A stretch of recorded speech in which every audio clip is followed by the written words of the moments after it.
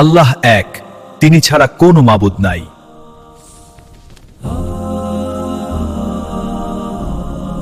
ছোট্ট মারিয়া, বয়স ৮ বছর।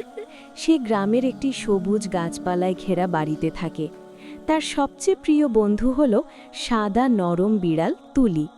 তুলি সব সময় মারিয়ার পেছনে পেছনে ঘোরে। মারিয়া খুব চঞ্চল মেয়ে, কিন্তু মাঝে মাঝে সে খেলতে খেলতে নামাজের সময় ভুলে যায়। একদিন বিকেলে সে উঠোনে লাফালাফি করছিল। আকাশের লালচে সূর্য ডুবছে।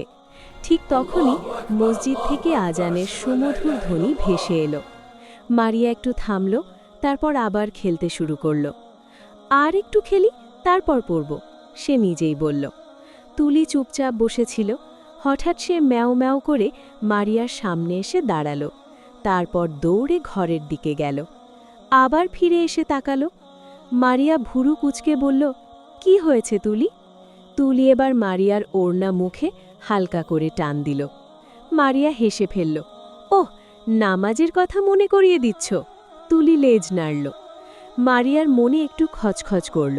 সে ভাবল, খেলাধুলা তো পরে করতেই পারি, কিন্তু নামাজের সময় তো চলে যাবে। সে দ্রুত অজু করে নামাজে দাঁড়াল। তুলি তার পাশেই গোল হয়ে বসে রইল।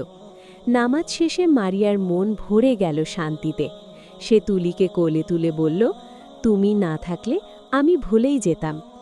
পরের দিন থেকে মারিয়া একটা নতুন কাজ শুরু করল।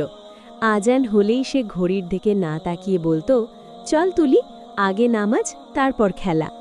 ধীরে ধীরে তার ছোট ভাইও তাকে দেখে নামাজে দাঁড়াতে শুরু করল। একদিন মারিয়ার মা মুচকি হেসে বললেন, আমার মেয়ে তো এখন সবার শিক্ষক হয়ে গেছে। মারিয়া লাজুক মুখে বলল, আমাকে তো তুলি শিখিয়েছে। সন্ধ্যায় আকাশে তারা জ্বলছিল। মারিয়া জানালার পাশে দাঁড়িয়ে ফিসফিস করে বলল, ভালো কাজ করলে মনটা কত হালকা লাগে। তুলি তার গায়ে মাথা ঘষে দিল। নৈতিক শিক্ষা, ছোটরাও ভালো কাজ শুরু করতে পারে। সময় মতো নামাজ পড়া এবং অন্যকে মনে করিয়ে দেওয়া একটি সুন্দর দায়িত্ব।